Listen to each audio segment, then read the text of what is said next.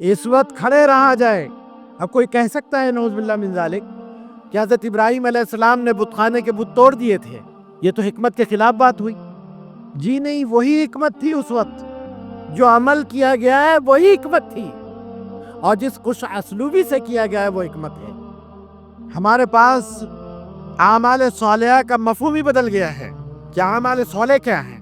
سید قطب نے اپنی کتاب میں بہت اہم نکات جو اٹھائے ہیں، اس میں سے عمل صالح پر بھی بات کی ہے۔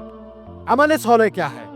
عمل صالح نماز بھی پڑھنا ہے، عمل صالح روزے بھی رکھنا ہے، عمل صالح حج و زکوٰۃ بھی دینا ہے، لیکن عمل صالح کا صحیح مفہوم یہ ہے کہ جس وقت جس عمل کی ترجیحی بنیاد پہ ضرورت ہو اور شریعت کے حدود میں وہ کیا جاتا وہ عمل صالح ہے۔ مثلا یہ کہ اعمال کے معاملے میں ہم کچھ چیزوں کو بھول گئے ہیں، جیسے اعمال میں ترتیب ہے کہ فرض پہلے ہے، واجب ہے، سنت ہے، نفل ہے، مستحب ہے، مندوب ہے۔ یہ جو ترتیب ہے اعمال کی، جب یہ اعمال کی ترتیب بگڑ جاتی ہے تو امت کے اندر بھی بگاڑ پیدا ہوتا ہے۔ جب فرض کو چھوڑ کر نوافل کی زیادتی ہوتی ہے تو امت میں بگاڑ پیدا ہوتا ہے، اور یہ گڑبڑ اس وقت اور زیادہ ہو جاتی ہے جب تناسب کا بھی خیال رکھا نہیں جاتا کہ کس چیز کو کتنا کرنے کی ضرورت ہے۔